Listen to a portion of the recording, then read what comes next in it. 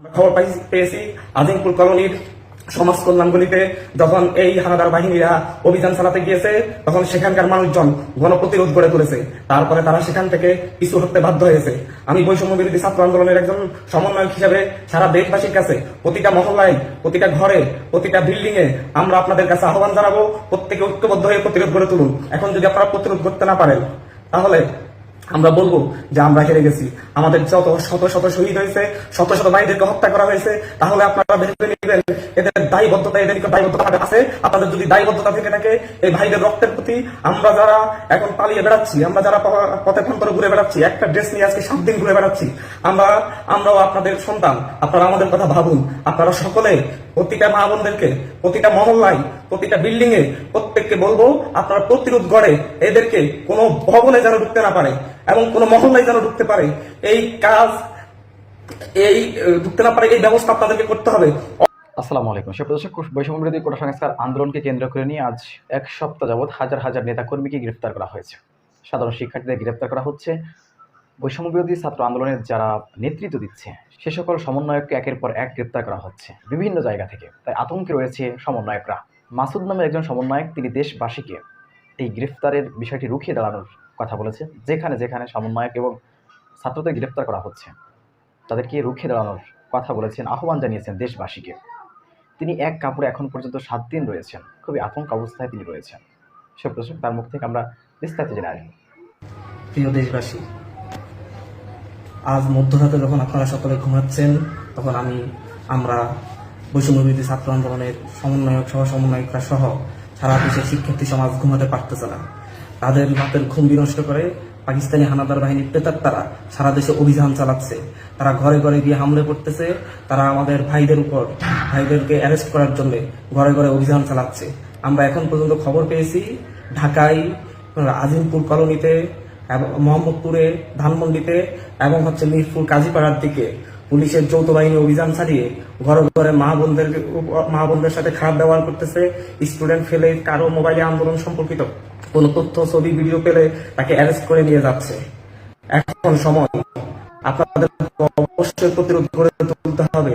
আমরা বলতে চাচ্ছি, পাকিস্তানি হানাদার বাহিনী যেভাবে 1971 সালে এদেশের রাজাকার বাহিনীর মাধ্যমে, রাজাকার বাহিনীর হেল্প নিয়ে ঘরে ঘরে তারা যখন মানুষকে, দেশের মুক্তিবাহিনীকে, মুক্তিযোদ্ধাদেরকে তুলে নিয়ে যেত, ঠিক একই কায়দায় এই দেশের বর্তমান সরকার যৌথ বাহিনী গঠন করে আমাদের স্টুডেন্টরা যারা যৌক্তিক আন্দোলনে অংশগ্রহণ করেছিল তাদেরকে ঘর থেকে তুলে নিয়ে যাচ্ছে।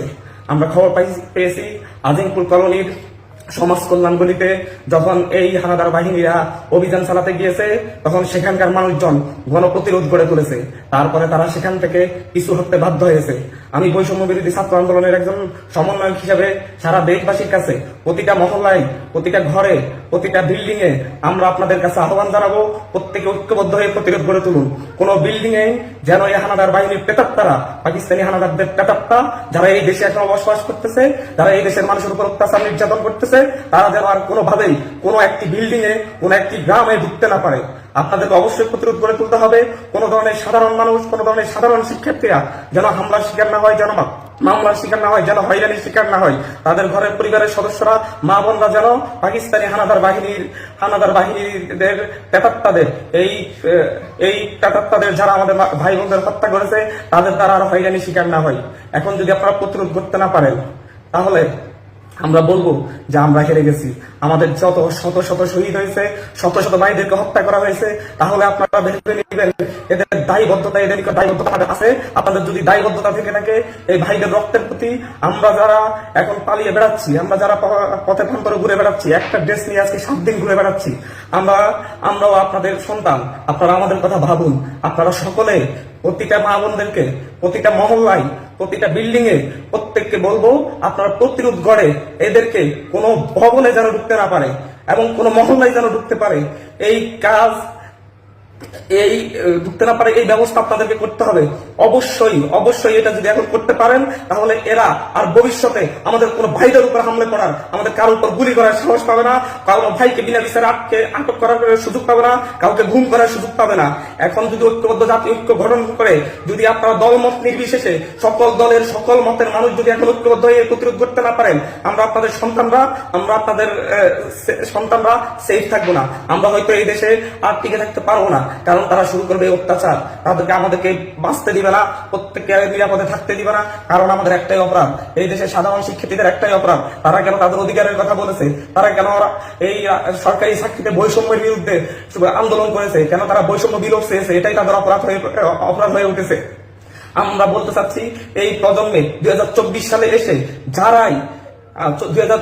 এসে যারা এই বৈষম্যের বিরুদ্ধে লড়াই করেছে তারা এই প্রজন্মের মুক্তিযোদ্ধা, যারা শহীদ হয়েছে তারা একজন বীর যোদ্ধা, এবং তারা এই লড়াইয়ের একজন বীর শ্রেষ্ঠ, বীর উত্তম, বীর বিক্রম। এখন সময় এই প্রজন্মের মুক্তি বাহিনীকে, এই প্রজন্মের মুক্তিযোদ্ধাদেরকে, এই প্রজন্মের তরুণ প্রজন্মকে, এই প্রজন্মের স্টুডেন্টদেরকে, শিক্ষার্থীদেরকে, আপনাদের সন্তানদেরকে সেভ করার সময়, আপনাদের দায়বদ্ধতার প্রমাণ দেওয়ার সময়। আমরা আহ্বান করব এই দেশের প্রতিটা মহল্লায়, প্রতিটা বিল্ডিং এ আপনারা একটা দুর্গ গড়ে তুলুন, এবং কোনো মতেই মধ্যরাতে কোনো সভ্য রাষ্ট্রের কোনো পুলিশ বাহিনী, কোনো আইন শৃঙ্খলা বাহিনী কোথাও অভিযান চালাতে পারে না। অ্যারেস্ট ওয়ারেন্ট ব্যক্তি রেখে কোন আইন শৃঙ্খলা বাহিনী অভিযান পরিচালনার ক্ষমতা রাখে না, এবং কারো ব্যক্তিগত ফোন চেক করার অধিকার কখনো কোনো আইন শৃঙ্খলা বাহিনীকে দেওয়া হয় নাই। আমরা আপনাদেরকে বলবো যে এই অবস্থা থেকে আমাদেরকে বের করে আনার জন্য আপনারা অতি দ্রুত আমাদের সঙ্গ দিন, আমাদেরকে হেল্প করুন, প্রতিটা শিক্ষার্থীদের নিরাপত্তা নিশ্চিত করুন, প্রতিটা সমাজের নিরাপত্তা নিশ্চিত করুন, প্রতিটা বিল্ডিং এর নিরাপত্তা নিশ্চিত করুন। আরেকবার ক্লিয়ার করতেছি, আইন শৃঙ্খলা বাহিনীর কেউ বিনা নোটিশে কারো ব্যক্তিগত মোবাইল, ব্যক্তিগত কোনো সামগ্রী চেক করতে পারে না, এবং মধ্যরাতে কারো বাড়িতে হামলে পড়া, কারো বাড়িতে অভিযান চালানোর, বিনা ওয়ারেন্ট অভিযান চালানোর অধিকার এই দেশের সংবিধান এই আইন শৃঙ্খলা রক্ষাকারী বাহিনীকে দেয় নাই। সো আপনারা প্রতিটা জায়গায় জায়গায় প্রতিরোধ গড়ে তুলুন, এটাই আপনাদের প্রতি আহ্বান রইল। এই মধ্যরাতে আপনাদের কাছে এসেছি, আমরা আপনাদের সন্তান, যাদেরকে ধরে নিয়ে যাচ্ছে তারা নিরপরাধ, যে স্টুডেন্টদেরকে ধরে নিয়ে যাচ্ছে তারাও আপনাদের সন্তান, তারা শুধুমাত্র একটাই ভুল করেছিল, অন্যায়ের বিরুদ্ধে আওয়াজ তুলেছিল। আজ যদি এই ছাত্র সমাজ পথ হারায়, এই জাতি আর কখনো মুক্তি পাবে না। ছাত্র সমাজকে পথ দেখাতে, ছাত্র সমাজকে যদি হেরে যায়, এই দেশ হেরে যাবে, এই দেশের স্বাধীনতা সার্বভৌমত্ব হেরে যাবে, এই দেশের মত প্রকাশের অধিকার হেরে যাবে। আমরা তাই বলবো, ছাত্র সমাজকে হারতে দিবেন না। আপনারা আমাদেরকে সঙ্গ দিবেন, এখনো সঙ্গ দিন। আমরা সঙ্গ চাচ্ছি, আপনাদের সাপোর্ট চাচ্ছি। প্রতিটা মহল্লায় আপনারা আমাদের ভাইদেরকে, স্টুডেন্টদের সাহায্যে এগিয়ে আসুন, এবং দলমত নির্বিশেষে সকলে আপনারা অতি দ্রুত আপনাদের প্রতিটা মহল্লায় প্রতিরোধ করে তুলুন, যাতে মধ্যরাতে কোনো ধরনের পুলিশ বাহিনী, কোনো ধরনের আইন শৃঙ্খলা বাহিনী কোনো নিরাপরাধ মানুষকে হয়রানি করতে না পারে। আপনাদেরকে ধন্যবাদ জানাচ্ছি, আপনাদেরকে আহ্বান করছি, আপনারা অতি দ্রুত পদক্ষেপ নিন, ঐক্য গড়ে তুলুন, ঐক্যবদ্ধভাবে এদের মোকাবেলা করুন। ধন্যবাদ। সুপ্রদর্শক, বিষয়টি আপনারা কিভাবে দেখছেন অবশ্যই আপনাদের মূল্যবান মন্তব্য কমেন্ট বক্সে জানাবেন। সবসময় সত্য নির্ভরশীল তথ্য পেতে স্বাধীন বাংলা ইউটিউব চ্যানেল সাবস্ক্রাইব করে আমাদের সাথে থাকুন। আসসালামু আলাইকুম রহমতুল্লাহি ওয়া বারাকাতুহু।